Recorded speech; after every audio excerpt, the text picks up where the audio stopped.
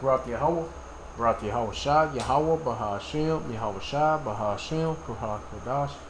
All praises, honor, glory, love, respect, faith, and power, and trust, and all credit to my Heavenly Father, Yahweh, and my Heavenly Big Brother, Yahweh Shah. Thank you so much for what you've done, what you're doing, and what you're going to do.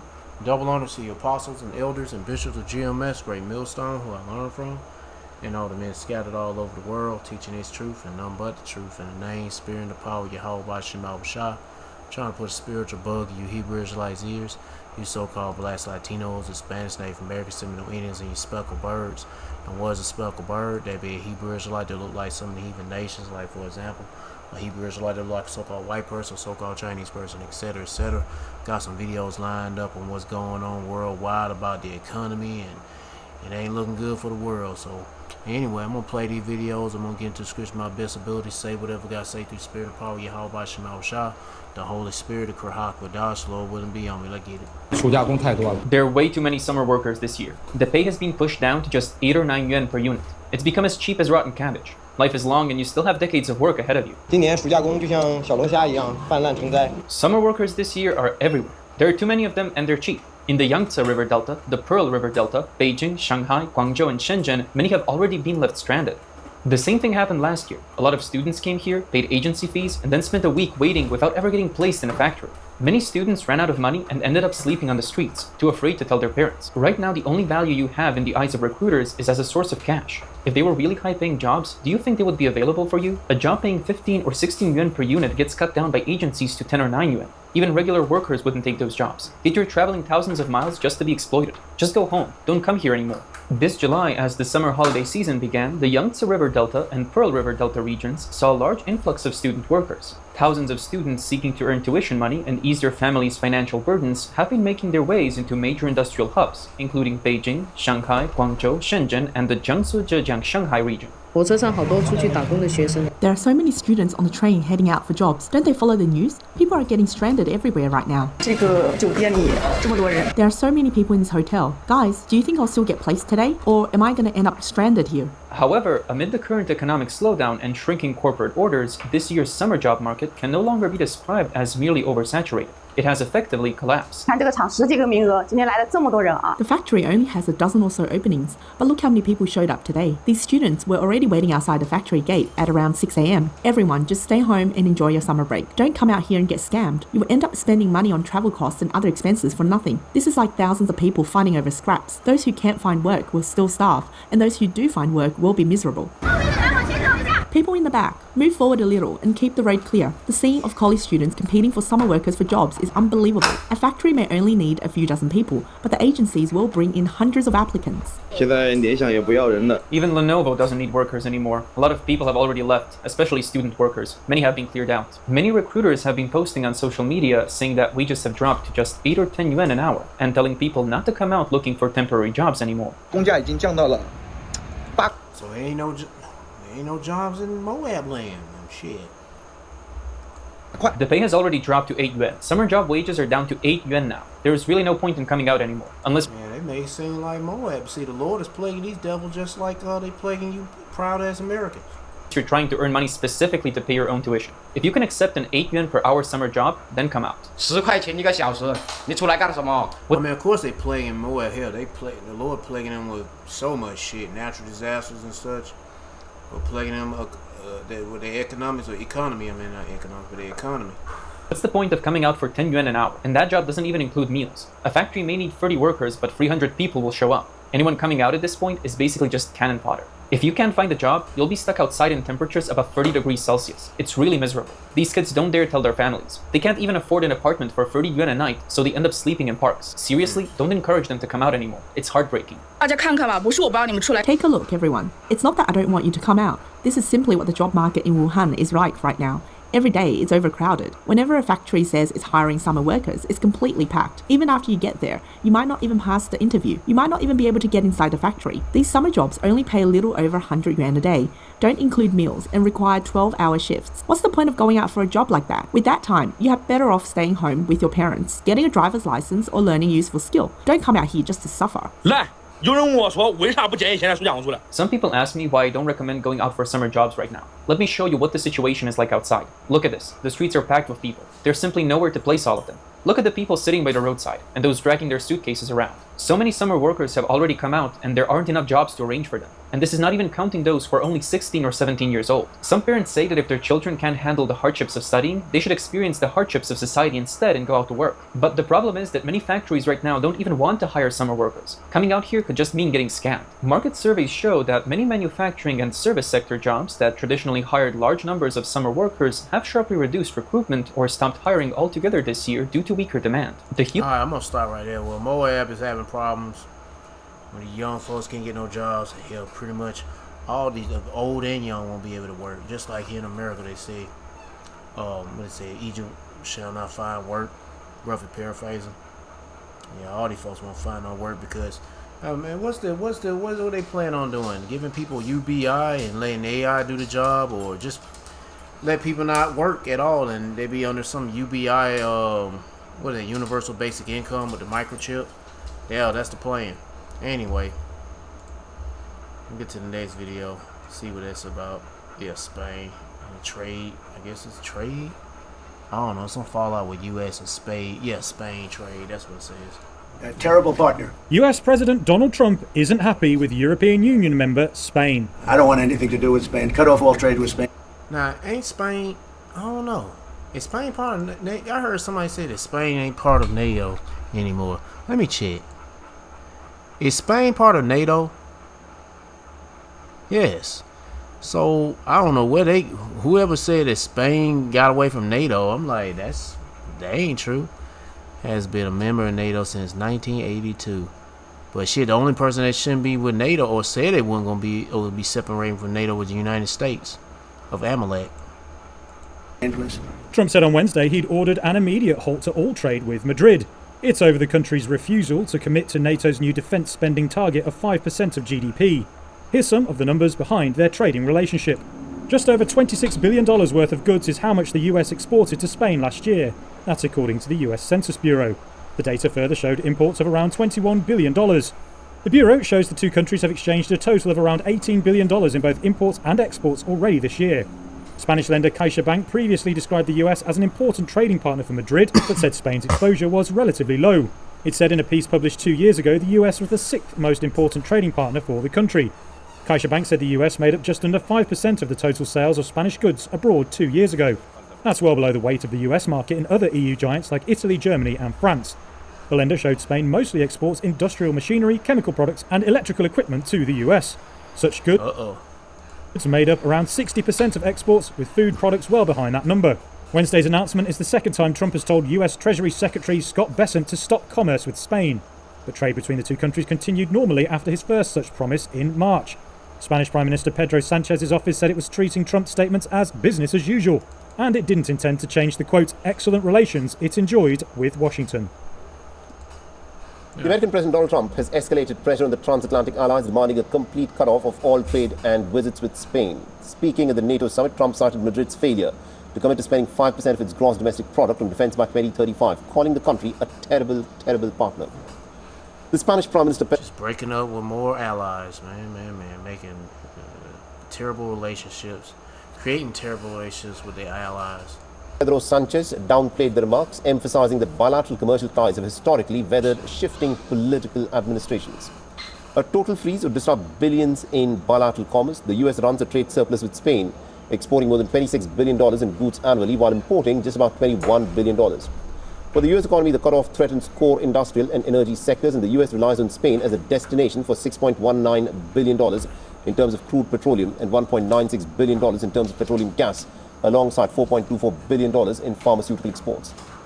Now, conversely, American businesses and consumers would face sudden supply bottlenecks for critical imports, including $1.3 billion in terms of Spanish pharmaceuticals, $1.1 billion in terms of pure olive oil, and $881 million in terms of refined petroleum, alongside major electrical transformer and medical supply corridors. The friction risks fracturing the broader global economy because Spain is an integrated member of the European Union. Trade policy is dictated collectively by Brussels. A unilateral US embargo targeting a single member state would legally challenge the EU-US trade treaties. And analysts warn that this could, of course, trigger severe retaliatory measures from the EU bloc, risking a wider transatlantic trade war. Yep.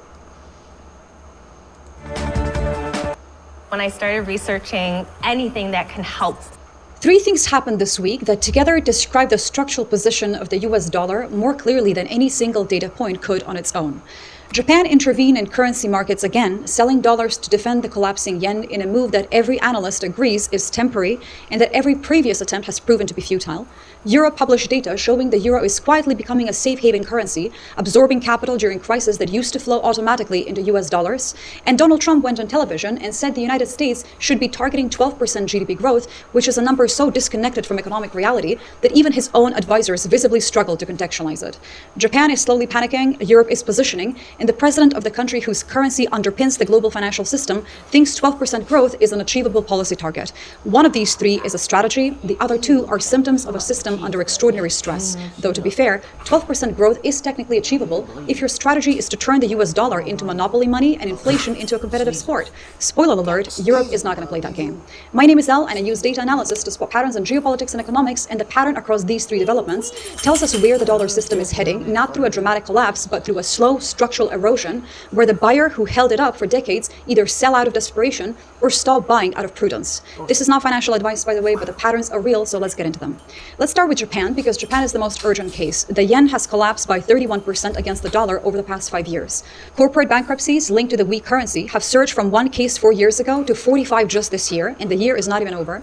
The Bank of Japan hiked rates to 1% at its June meeting, which is the highest since 1995, but the yen kept falling. So Japan intervened directly, selling dollars and buying yen on the open market at 2:30 in the morning when trading volumes were at their thinnest and the impact of each dollar sold was maximized.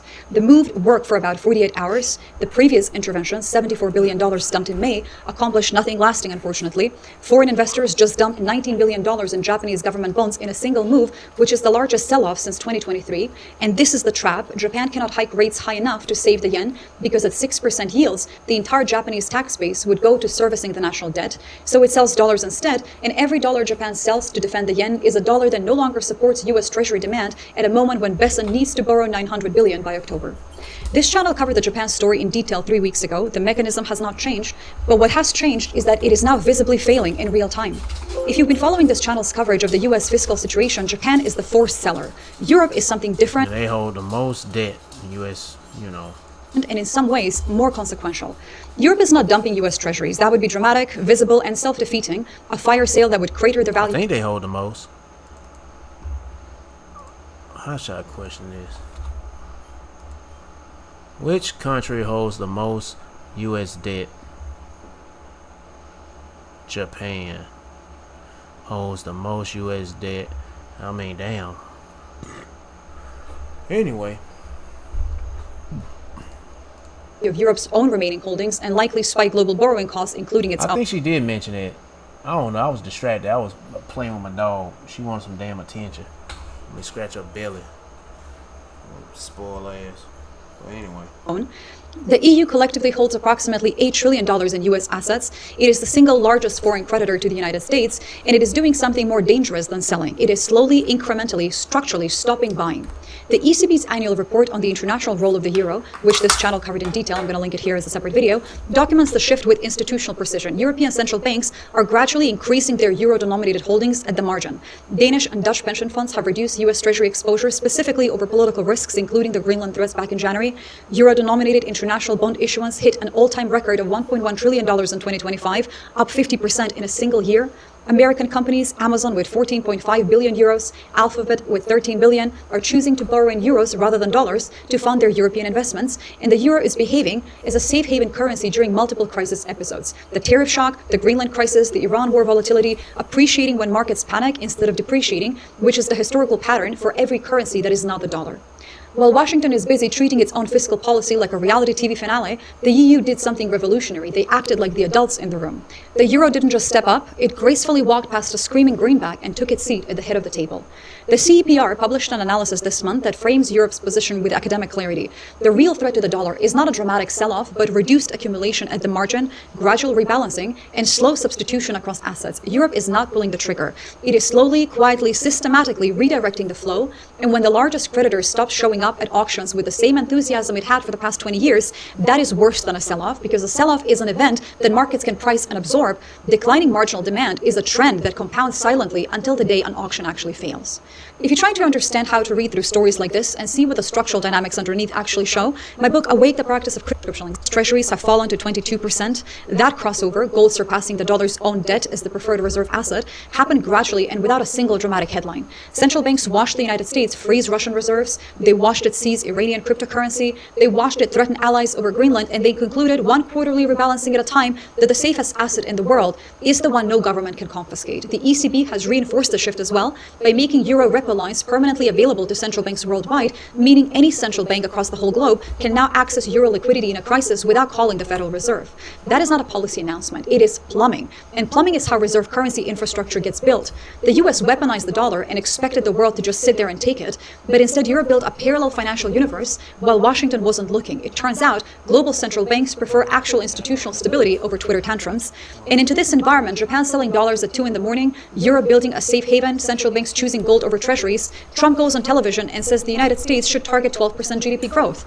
The only conceivable pathway to 12% nominal GDP growth involves the dollar itself collapsing and the Fed printing money at a pace that would make the pandemic stimulus look restrained. It is not a policy target, it is a fantasy, and the fact that the president is broadcasting it tells you how disconnected the White House narrative has become from the data that the Federal Reserve, the ECB, and the Bank of Japan are all looking at simultaneously.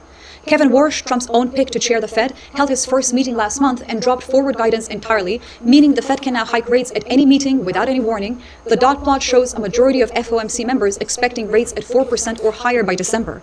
The probability of a hike before year end is above 80%. CPI, that's the inflation number, is at 4.2%. Core inflation is at 3%. The Fed funds rate is at 3.75, still below headline inflation. Every central banker on this planet knows that to genuinely fight inflation, rates need to be above inflation rate. That's a little bit more complicated, but as a general rule of thumb, that's a good guess. The math almost guarantees hikes are coming. Warsh may be Trump's appointment, but the Fed chair does not answer to the president. He answers to the data, and the data currently says hike. In terms of what's going to happen next, and once again, not financial advice, the prediction is that Japan will intervene at least twice more before the end of the year, and that each intervention will likely produce a shorter lasting effect than the last. Japanese institutional selling of U.S. treasuries will accelerate past $100 billion annualized as domestic yields make the carry trade obsolete. Europe will not dramatically sell its U.S. holdings, but will likely continue to redirect marginal demand toward euro-denominated assets, gold, and domestic sovereign bonds, which is a shift that compounds with each quarterly rebalancing.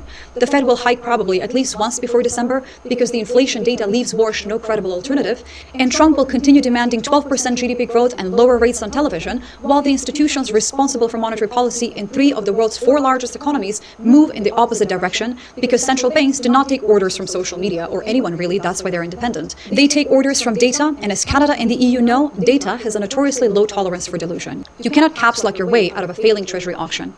But while Japan sells dollars and euro bills alternatives, the euro itself is becoming the safe haven the dollar used to be. I made a separate video on how American companies are borrowing in euros at record scale, how the European Central Bank made euro liquidity permanently available worldwide, and why even Amazon chose to issue 14.5 billion in euro bonds. That's the video that I would watch next because The only scripture I have is about the dollar being shitty and getting weak in its dime. Let me see, James chapter 5 verse 1. Go to now, ye rich man, weep and howl, for your measure shall come upon you. Your riches are corrupted, your garments are moth-eaten, your gold and silver is canker, and the rust of them shall be a witness against you, and shall eat your flesh as it were fire. Ye have harbored up treasures for the last days. Yeah, but shoot, all these currencies ain't hitting no shit. They ain't backed up by anything. Just like the, I don't know. Let me see.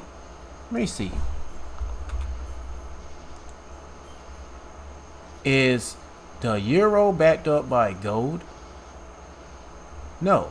Yeah, that's right. I did look that up. None of these currencies of all these nations ain't backed up by gold. Ain't it funny that you hear this a lot about the US dollar not being backed up by gold, but none of these countries are backed up by gold. Their currencies, none of these countries' currency is not backed up by gold. None of them. And if they say their currency is backed up by what you call that shit? Backed up by what's that shit called? Digital dollar. I mean, if their digital currency backed up by gold, that's a lie too.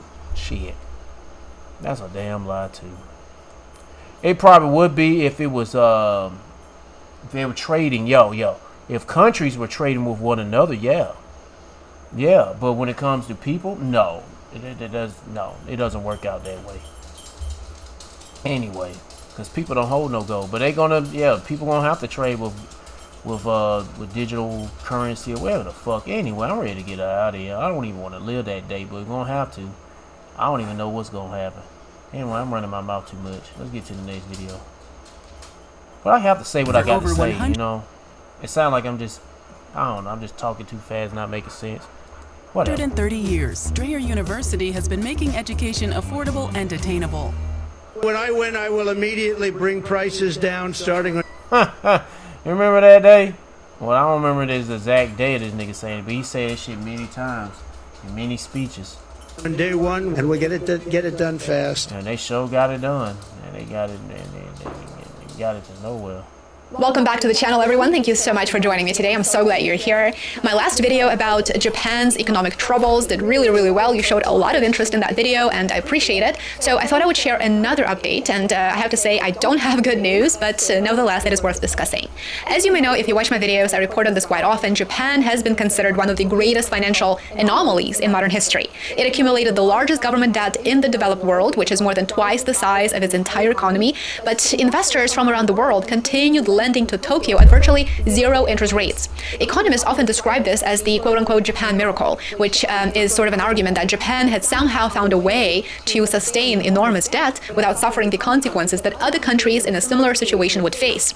But that era is coming to an end. This week, Japan's government bond market delivered its strongest warning signal in nearly 3 decades. The benchmark 10-year government bond yield climbed to almost 2.9%, which is the highest level since 1996, while 30-year bond yields surged above 4%. For most countries, those numbers might seem quite ordinary, boring, nothing to write home about, but for Japan, they represent a dramatic shift. Investors are beginning to question whether the world's most indebted major economy can actually continue financing itself as borrowing costs continue to rise. The answer matters far beyond Japan, by the way, because its financial system is deeply connected to global markets, including... Oh, I gotta pause the video. My speaker went out. I have to charge it up.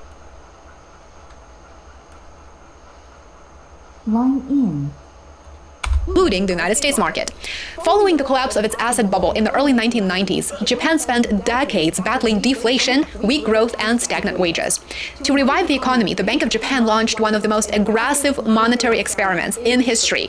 Interest rates were pushed below zero, and the central bank purchased enormous quantities of government bonds through quantitative easing until it owned more than half of the entire government bond market. Okay, so that allowed Tokyo to borrow extraordinary amounts of money at almost no cost at all, and it enabled public debt to exceed 200% of GDP without triggering a fiscal crisis.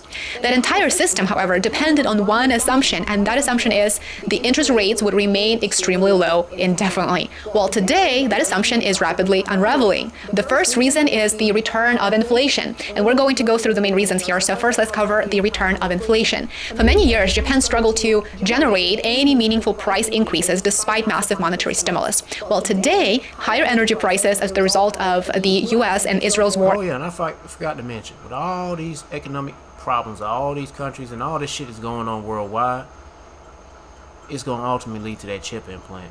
You got to always remember, when it comes to money, finances, then you know everything going digital, and pretty much everything's going to come down to that chip implant, the mark of the beast. Yeah. Anyway, back to the video. Against Iran, rising import costs and stronger wage growth are finally feeding into consumer prices. The Bank of Japan expects businesses to continue raising prices, and so that suggests that inflation may prove more persistent than policymakers initially believed. As inflation expectations rise in Japan, investors naturally demand higher yields to preserve the purchasing power of their investments. So they're going to want more money in return for their investment. Now, the second concern is Japan's fiscal policy. Prime Minister Sanae Takaichi has proposed a massive long-term spending program that is worth roughly 340 trillion yen, or about $2.3 trillion, spread over the next 14 years. Supporters argue that these investments are essential to strengthen Japan's economy, its infrastructure, and national security. Now, bond investors don't really agree with that position. They're asking who will finance this additional spending when the country already carries the largest debt burden in the developed world. Who's going to pay for it? Well, every increase in borrowing becomes far more expensive once interest rates begin rising, and clearly the experts understand that. Perhaps the greatest concern is the credibility of the Bank of Japan itself. Last month, the central bank raised its benchmark interest rate to 1%, which is sort of the continuation of its gradual exit from decades of ultra-loose monetary policy. Yet many investors believe the Bank of Japan remains too cautious and risks allowing inflation to accelerate. So effectively, they're saying the Bank of Japan is not doing enough to address inflation concerns. At the same time, the Japanese yen has fallen to its weakest level in roughly 40 years, despite repeated government interventions designed to support the currency. Now, if you're interested about the collapse of the yen, several days ago, I uploaded an entire video on this, an entire video dedicated to the collapse of the Japanese currency and the consequences that it has, not only for Japanese economy, but also for the global economy, including the US economy. Make sure that you watch that video next if you want to get the full picture. Now, normally, higher bond yields actually strengthen a country's currency because investors receive higher returns. But instead, both Japanese government bonds and the yen have weakened simultaneously this time, which is very unusual, and many experts believe that this is an unusual combination that suggests investors are becoming increasingly concerned about Japan's long-term fiscal outlook. These developments that I just described very briefly have revived fears of what economists call fiscal dominance. This occurs when government debt becomes so large that the central bank hesitates to raise interest rates because doing so would dramatically increase government borrowing costs. Instead of focusing solely on controlling inflation, policymakers may feel pressure to keep interest rates artificially low, which would in turn allow inflation to reduce the real value of government debt over time. Now, does that sound familiar? With the $39 trillion in national debt here in the United States and counting, that should sound very, very familiar to us, but we will leave that aside and discuss in another video with an expert in an interview. I think that would be a really, really fascinating interview, so definitely stay tuned if you're interested. So while this strategy may temporarily ease pressure on government finances, it risks undermining confidence in both the currency and the bond market. The danger is that once investors begin suspecting fiscal dominance, a self-reinforcing cycle can emerge. As confidence weakens, investors demand higher yields to compensate for greater risks. Greater risk, greater return, right? So higher yields increase government interest payments, they worsen the fiscal outlook, and they also require even more borrowing. That deteriorating outlook pushes borrowing costs higher still and creates what many economists describe as a vicious cycle. Several market strategists now believe that if Japan's 10-year government bond yield rises above 3%, which it appears to be on track to do, investors could begin seriously questioning the country's long-term debt sustainability. The implications extend far beyond Japan, of course. And remember, this is about sentiment. Right? Markets are very much fed by sentiment. And so if investors start questioning, well, can Japan actually handle this? It is already a really, really bad sign. So the implications extend far beyond Japan, of course. Japanese pension funds, insurance companies, and financial institutions collectively own trillions of dollars in overseas assets, including one of the world's largest holdings of U.S. Treasury securities. For many decades, Japanese investors sought higher returns abroad because domestic bond yields were virtually zero. If Japanese government bond yields continue rising, those investors may begin selling foreign assets and bringing their money back to Japan. That would mean selling U.S. treasuries, European government bonds, and other foreign investments, placing upward pressure on borrowing costs across global markets. Several investment firms have already warned that Japan's bond market could become the catalyst for a broader global bond sell-off. The timing could hardly be worse, of course. Governments across the developed world are already carrying historically high debt burdens. By the way, I recently had an interview with the economist Michael Hudson, and we discussed the debt burden and how it impacts global economy. So that was a fascinating interview. I learned so much. I will link it below if you're interested. The United States, of course, continues running trillion-dollar deficits. European governments are sharply increasing their military spending, and higher energy prices continue to create inflationary pressure. If investors begin demanding significantly higher yields everywhere, governments around the world could face rapidly rising debt servicing costs, which would place additional strain on public finances and would slow economic growth. Now, for many decades, Japan appeared to defy the traditional rules of economics. Massive government debt coexisted with near-zero interest rates, which allowed policymakers to believe that borrowing could continue almost indefinitely without serious consequences. Well, today, we can see that the bond market is delivering a very different message. Inflation has returned, interest rates are rising, investors are questioning fiscal policy, and confidence in Japan's debt is beginning to weaken. The world's largest sovereign debt experiment is entering a completely new phase. It is entering uncharted territory. The question is no longer whether Japan can continue borrowing, actually. The real question, I would argue, is how much investors will demand before they're willing to lend. If borrowing costs continue climbing, Japan could become the next major source of global financial instability. Because Japan remains one of the world's largest creditors and one of the biggest foreign holders of US Treasury securities, these developments are actually very, very important, and they're not going to remain a domestic issue in Tokyo. They will reshape financial markets from New York to London and beyond. The bond market has issued its warning, and I've just discussed it very, very briefly, and now the world is watching to see whether Japan can navigate this historic transition or whether it marks the beginning of the next global debt crisis. Stay tuned. I will keep you updated on YouTube, Substack, and Patreon. Enjoy the rest of your It has been a moment since I've been to Buc-ee's, and so I found out that I could get Texas Snags to deliver beaver nuggets. Yeah, a faggot. 162 yen for just Beaver nuggets. Woohoo! $1. That's the weakest Japan's currency has been in 40 years. The last time the yen was this weak, Ronald Reagan was in the White House. For the world's fourth largest economy in the global financial grid, this historic plunge is triggering intense alarm bells. And this hasn't been sudden. It's been happening gradually for the past few years. This is the yen's longest losing streak since 2022, when it fell for 7 quarters. And Tokyo has already burnt a record $73 billion trying to stop the slide, and it hasn't worked. The currency that has stood for decades as a bedrock of global stability is fracturing, and the ripple effects are about to hit everything from your retirement portfolio to the price of everyday electronics. So what does this actually mean, and why is it happening? Let's try and break it down. To understand why this matters, let's first look at what a low yen actually means. When economists say that a currency is hitting a 40-year low, they are measuring its relative purchasing power against the major global currencies, most notably the US dollar. For decades, one US dollar typically bought somewhere around 80 to 120 Japanese yen.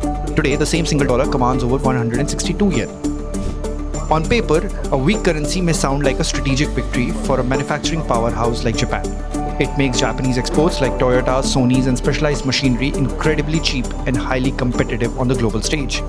But there is a tipping point where a currency doesn't just look competitive, it looks compromised. When the yen drops this fast and this deep, it means that the global market is aggressively dumping Japanese assets in favor of somewhere else. Now, why is the yen under so much pressure? The primary engine behind the slide is a massive yield divergence. For the first time in nearly 3 decades, the Bank of Japan aggressively pushed its benchmark interest rates up to 1%. While it's still lowest in the world, it matters for Japan because they have historically kept their interest rates to 0 or even negative. The US Federal Reserve has maintained significantly higher interest rates to keep a lid on domestic inflation. So here's what happens. Because of this massive interest rate gap, global investors are exploiting a financial tactic known as the carry trade. Institutional investors borrow massive sums of money cheaply in Japan at a low percent rate, immediately sell those yen and convert them into US dollars to buy higher yielding American assets. This relentless selling pressure systematically crushes the value of the yen. The yen has been funding currency of choice for carry trades in US dollars, Mexican pesos, New Zealand dollars, and some others. At the end of a usually short-term trade, the investor converts the dollars or pesos back into yen and repays the loan. Annualized returns typically can be around 5% to 6% on dollar-yen carry trades, which is the difference between US and Japanese rates, with a scope for more gains were the yen to depreciate during that term. Oh man, there's a whole lot of shit going on in Japan. But recent energy price shocks stemming from conflict involving Iran is putting pressure on this setup. Because Japan is an inland nation that imports virtually 100% of its fossil fuels, soaring oil prices mean Japanese companies must sell even more yen to buy the foreign currencies needed to keep. See, I got another video I added in, something related to Japan, talking about 5,300 businesses fall in Japan. Why is Japanese companies going bankrupt? Keep their power grids alive. But why doesn't Japan just raise its interest rates further to stop the bleeding? The reason being that Japan's national debt is over 260% of its GDP, the highest in the developed world. The massive debt burden acts as a financial straitjacket for the policymakers. If the central bank raises interest rates aggressively to defend the yen, the cost of the government to service its own debt would skyrocket, potentially triggering a catastrophic domestic fiscal crisis. This is why they are forced to keep interest rates artificially low, which in turn keeps crushing the yen. And finally, Japan is the world's largest foreign holder of US Treasury bonds. Japan holds more than $1 trillion in US Treasury secretaries, making it Washington's largest overseas creditor. When Tokyo launches currency interventions to artificially prop up the yen, it has to pay for it by selling off foreign reserves, which means liquidating massive amounts of these US government bonds. Flooding the market with American debt will cause US bond yields to spike violently, driving up borrowing costs for American consumers, mortgages, and corporations.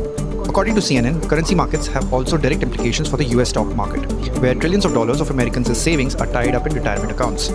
Tokyo is fully aware of the stakes and is currently mounting a massive financial defense. Japan's finance minister, alongside the chief cabinet secretary, have issued stark warnings to global speculators, stating in May that authorities stand ready to take decisive measures. A $73 billion infusion into the market in April, as well as hiking interest rates to 1%, may have helped yen momentarily, but it is back to hovering at around 161 to 162 per dollar. Markets speculate the next trigger sits somewhere around 164 to 165 yen per dollar. So the world's fourth largest economy is stuck, defending its currency with one hand tied behind its back. Yep. When you rely on your tools, performance. For decades, Japan fought one problem: prices that refuse to rise. Now inflation is finally back, wages are rising, and What do they call it? A trilateral commission? I'm just trying to think. What is that? What is you got? United States, Great Britain, and Japan. What is the trilateral commission? I think, yeah, it was North America. I'm about to say whatever. Anyway, North America, Europe, and Asian Pacific. No, that's, well, anyway. It was 3 countries. I know that's part of this, some trilateral or something. But it was America, Britain, and whoever represented in Europe be Britain, North America be America, and over in the Asia Pacific Island be Japan. Because, you know, over there, the Japanese are known to be the white man of the East.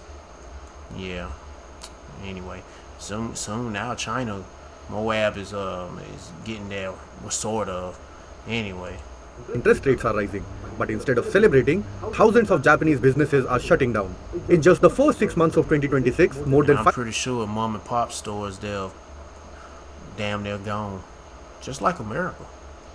5,300 companies went bankrupt, the highest first half tally in 12 years. Companies, businesses, shit. So what changed and why should India care? Let's explain.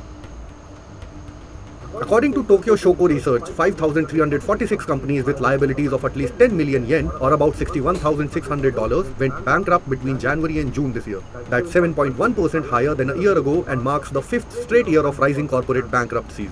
The worst hit have been small businesses. Nearly 90% of bankrupt firms employed fewer than 10 people. Around 80% had liabilities below 100 million yen, and most had paid-in capital of less than 10 million yen. Even larger failures are returning. There were 114 bankruptcies involving debts of 1 billion yen or more, the first time in 6 years that major bankruptcies crossed the 100 mark in the first half. And in June alone, bankruptcies crossed 1,000 cases for the first time in more than 2 years. The services sector led the list with 1,819 bankruptcies, its highest first half total in 30 years. Construction wasn't far behind. 1,026 firms collapsed, the first time the sector crossed the 1,000 mark in 12 years. Smaller subcontractors, from carpenters and plumbers to painters, scaffolders and electrical contractors, were among the worst affected. Restaurants are struggling as well. 509 restaurant bankruptcies were recorded, the highest in 30 years, while failures among Japan's traditional pubs crossed 100 cases for the first time. Food retailers, hotels and personal services also saw more closures. It's not one problem, it's several problems, all hitting at once. A weak yen has made imported food, fuel and raw materials more expensive. Meanwhile, rising energy prices due to the West Asian crisis have pushed costs even higher. Manufacturers have also raised prices on thousands of food products in June and July, citing costlier ingredients, packaging, logistics and energy. But consumers aren't spending enough either. Real household spending fell for 6 straight months through May 2026. In fact, nearly 3/4 of all bankruptcies in 2025 and the first half of 2026 were linked to poor sales. Then comes Japan's long-term demographic problem. An aging population and shrinking workforce have created acute labor shortages, forcing... Yeah, man, the Lord is hurting hurting these people. They proudful asses. Heck yeah. Moab, Ammon, they getting fucked up. Esau, of course. I don't know about Ishmael and Elam. Well, I'm pretty sure the Lord jacking them up financially and all that, plaguing them. Shit. Heck yeah, man. Hey, respect your power for you Israelites. This is what your power is hurting these damn these heathens.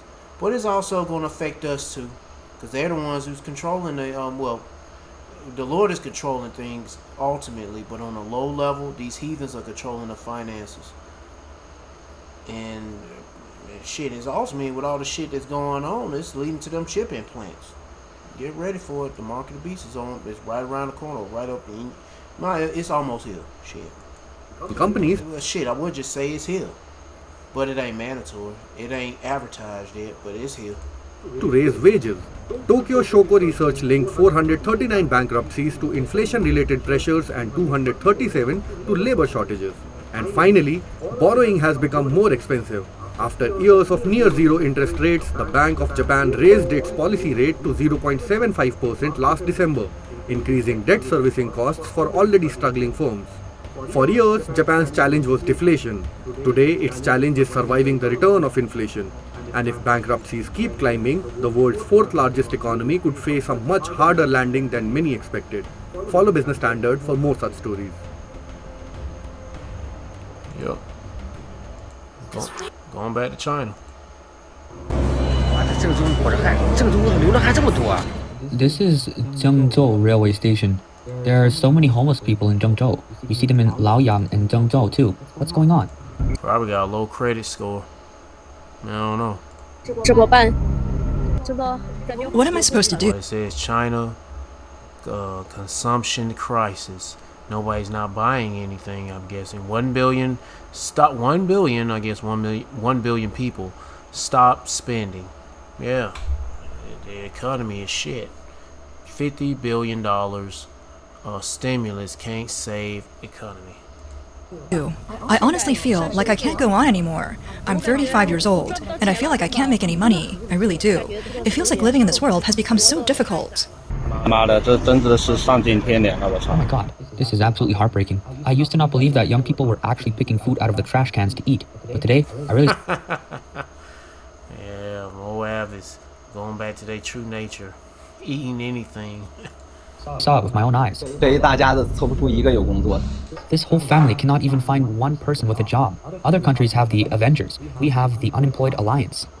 In an ordinary fast food restaurant, a scene unfolded that caught people's attention. Two young women ordered their meals and sat down to eat. Not far away, three unfamiliar men stood nearby the entire time. After the two women finished eating and left, the three men immediately walked over.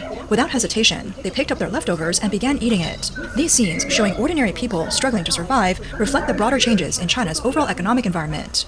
According to the latest data, China's total retail sales of consumer goods fell 0.6% in May year over year. This is a significant warning sign, since China lifted its COVID lockdown restrictions at the end of 2022. Consumer spending had not recorded negative growth for more than 3 years, but this time it fell into negative territory. State media describe the decline as an optimization of consumption patterns. However, the numbers suggest another reality.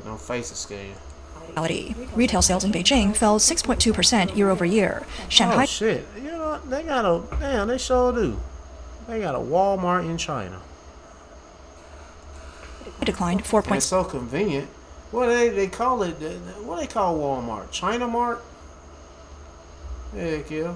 Well, everything they making in China goes straight to here. Heck yeah.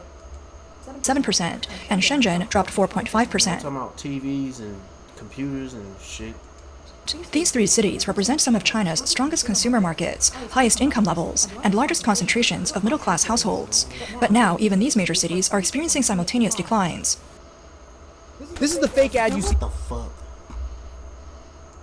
everywhere, right? But this is Ebony, a real game. Now I know what you're thinking. Aren't they exactly the same? No, because Ebony is the real number gate runner game. Gotta try it, huh? Nobody ever believes me, but this really is. This is not consumption upgrading. It's a collapse in consumer demand. On the surface, a decline of 0.6% might not appear severe, but the problem is that this is a nationwide aggregate figure. The AI narrator said this is a collapse. Damn sure, it ain't no recession. Yeah, it's a collapse. Behind the number are the real hardships faced by ordinary people. Someone posted a video saying that now he eats only one meal a day. At night, he goes to supermarkets to buy food that is close to its expiration date or on discount. That one meal is all he eats for the entire day, and he spends no more than 10 yuan each day, which is about $1.5 US. As long as he doesn't starve to death, that's enough. There are many people like this. They even have a group where they share ways to spend the least amount of money possible just to... Could be a Jake. He catching up Israelite blues. He got a beer, smoking a cigarette, probably singing some R&B in Chinese. I don't know. But he's like, I don't know.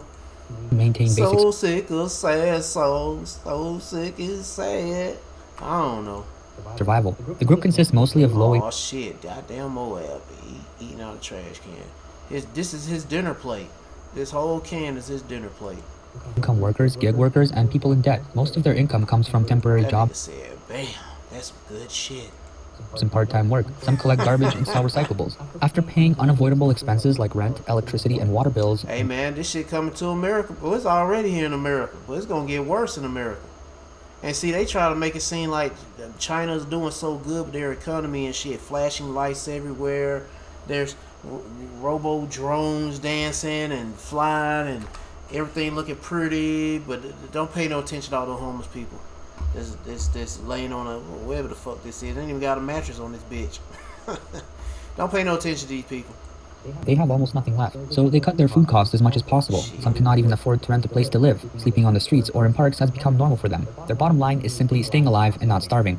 Running a business is really difficult now. At least 90% of the physical stores on this street have closed down. I'm not exaggerating at all. There are many streets like this. It's terrifying. You can see stores closing down or looking for buyers everywhere. If Metal Leo is a guy I subscribe to, Northern Kingdom Jake, real light-skinned dude, kind of look like an Edomite, but he ain't an Israelite.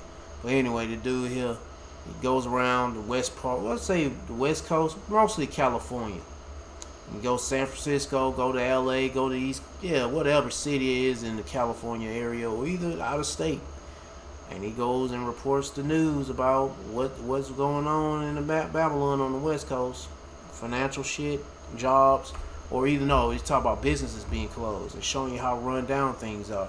And I believe he knows who he is. And he does this just to show you that America's fucked up. And the Lord put the spirit on him to show you people that America is going down the spiral or the toilet into the pipes down to the septic tank or the sewer, whatever kind of sewage system you got. But anyway, yeah. If he had Metal Leo there, yeah, he loves to go to China and show you this shit. Be like, close now, police. Yup. God, I hate this world so much. Where? It's also hard to find jobs now. With unemployment so high, why aren't the people in charge worried? I love this shit. All these motherfuckers, proud ass damn heathens, feeling it, bro. Hey man, what happened to us when we had our businesses? I don't know what the Northern Kingdom was doing in America, but I'm pretty sure they was booming. They probably had like a Tulsa moment. Yeah, they probably had a Tulsa moment at some time. They don't tell you that. It probably like in a small town somewhere in Texas or maybe in New Mexico or Arizona. They probably had, or California. They probably had like a Tulsa moment. But for us, shit, no moments happen many times. Goddamn, they destroyed our businesses and such. But look at these niggas here. Not just I'm talking about in America though. Anyway. The news never reports any of all that. These heathens getting played by the Lord. Again, hey man, but all this shit is leading to their chip implant though. Are they just giving up? What I'm saying makes sense because I'm tired, man. I can't even hardly talk right now. Completely? How are ordinary people supposed to make a living? My daughter has been asking for pork ribs for several days, but I don't have the money. Pork ribs? Bitch, you better eat that fucking shit. No, fucking pork ribs. That shit got parasites in it. Or she could just go out there and eat in the trash can. Shit. Today, I sold this TV that used to hang here. I only got 50 yen for it. I used that money to buy some pork ribs for her. Daughter, hurry up and eat. Dad will just eat yesterday's leftovers. Yeah, hurry up and eat. Shit, stop being ungrateful. Eat that shit. Anyway, because there ain't no time to be all picky. Or want this and want that. Shit, these people don't realize, man, this shit about to get bad out here. You be thankful you get anything in your stomach, but not pork ribs. Not no damn pork, shrimp, crab, or lobster. None of that bullshit. Let me get one more video. This is the last one. And I'm gonna get a scripture to read. I only read about one or two. Yeah, two of them. Well, not two. I read one. The second one is be the last one after this video. Is the ceasefire done? Is the MOU dead? It's a very interesting question. To me, I think it's over. Yeah. What's up with the dramatics, Trump? Like, what was that? Anyway, now, President Donald Trump... All you had to do is just answer the question. Say, nah, yeah, maybe. Has confirmed that the memorandum of understanding, which was supposed to eventually lead to a peace deal between the United States and Iran, is over. The bombing has begun. The U.S. is carrying out some pretty significant strikes against Iran. Iran is retaliating by hitting our Gulf allies, which have hosted U.S. bases. Now, that's going to have an impact not just on our anxiety levels, but also an impact on the global economy. And so as soon as Trump made that announcement, as soon as it was clear that the ceasefire was over, well, we noticed that the oil prices are skyrocketing, and there are some, terrifying indicators in the market as well. So let's get to the details. So prior to the U.S. carrying out this new set of strikes against Iran, and it all started yesterday, of course, the Treasury Department did something. They revoked Iran's oil sanctions. Well, they provided Iran with waivers when it comes to oil sanctions, which is great considering the fact that with the Strait of Hormuz being closed or with transit pretty much coming to a halt and then opening up to a trickle, there was a lack of oil supply. And so allowing for that waiver was an important way of getting more oil supply in the global economy. That's why Trump did it. Think about how insane that is. We are going to enter a war with you. I'm going to lift these sanctions temporarily, though, so you can sell oil. Because the war, of course, has the consequence of shutting down the Strait of Hormuz, which is devastating to the global economy. But anyway, last month, the Treasury Department issued a general license allowing Iran to produce, sell, and deliver oil for 2 months. That was part of the MOU. That is now gone. Okay? So the Iranian sanctions waiver was designed to give Iran greater access to American currency by allowing the country to conduct oil transactions using U.S. dollars. And that's helpful to us because the U.S. would like to maintain the petrodollar. If that were to change, we would be in a lot more trouble. There would be a lot less flexibility in our economy, if you will, if other countries decided to move off the petrodollar. It also allowed the American importers to buy Iranian crude oil, petrochemical products, and petroleum products. Okay, so all of that is gone now because the war has been reignited. And there is no deal. There is no path to peace at this moment. I know there are some very naive yet optimistic people out there who are like, no, there's still a chance. I don't know. I don't think the United States ever engaged in peace negotiations with Iran in good faith. And today, oil prices did spike to their highest levels in weeks. I want to note, though, it's not devastating yet. So let's take a look at this chart. So the price of Brent crude oil rose more than 7% to nearly $80 a barrel today. I ain't playing no more. I'm about tired. You want to watch the rest of the video, they go to the title of it, and they go to channel. I'm about to wrap it up. You can finish watching the rest of it. Ecclesiastes chapter 12 verse 3, in the day when the keepers of the house shall tremble, be the people that's running the financial systems globally, from the banks to the damn stocks, or either what is it they call it, the for the global reserves, or what, I don't know what the hell you call that shit. I just want to know it's bad news about this shit, because it's good to me. It's good news when I'm hearing bad news from this shit, but it's going to ultimately lead to that chip implant, the mark of the beast. But anyway, this shit is collapsing, it's crumbling, because see, every country has a house that's with keepers, the financial people that keep things, and then you got the global system of keepers, and that shit collapsing. Anyway, and the strong men shall bow themselves in the grinder seats, because they are few. Yeah, the work, the jobs being affected, not just in America, but all over the world. There's a whole lot of people in different countries losing jobs, having a hard time getting a job, and it's pretty much, that's how it is. And those that look out the windows be dark, and look at the future, it's looking grim for everybody around the world, especially you Israelites that scattered all over the world, even them speckled birds. Yep. And the doors shall be shut in the streets. Big business, small business is closing up. Yep, all over the world. Oh yeah, what was it? Japan. Well, they're showing Japan businesses. 5,300 businesses closing up.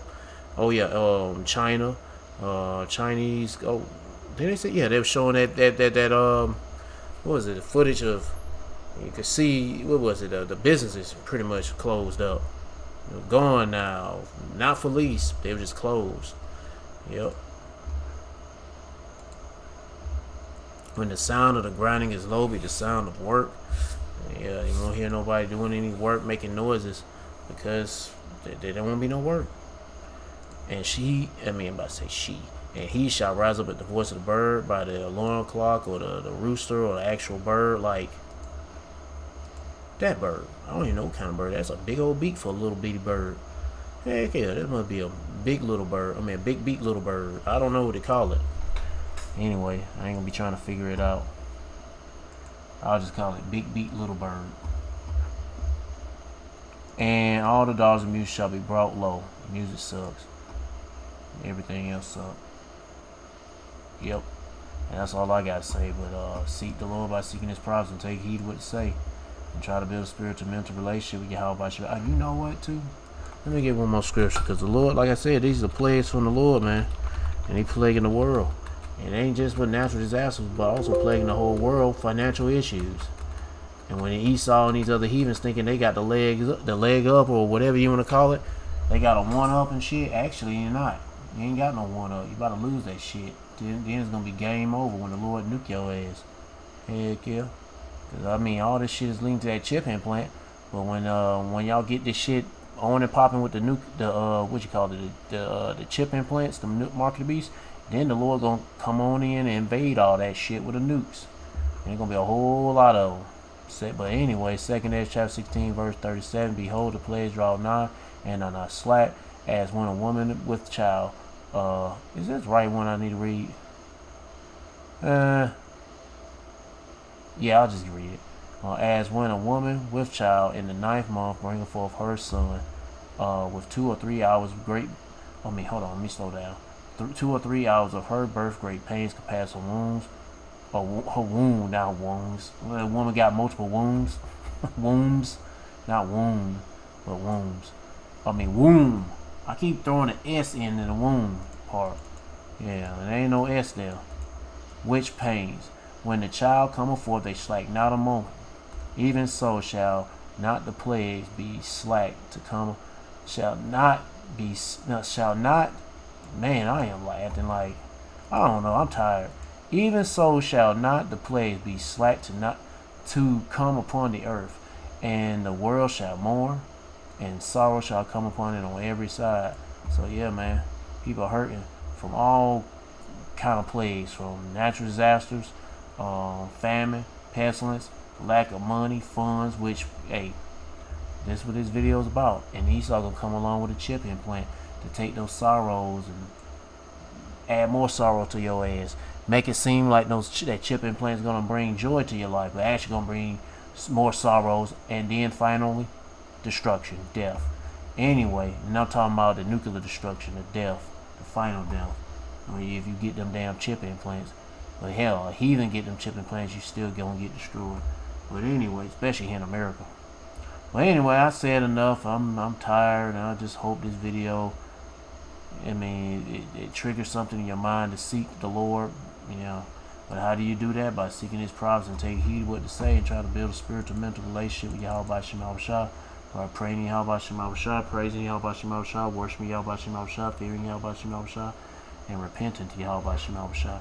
To all the men out there pushing his truth and none but the truth, in the name, spirit, and power of Yahweh Shema Shah, keep on preaching, keep on teaching, keep your faith and your trust strong. Yahweh Shema Shah, and stay humble.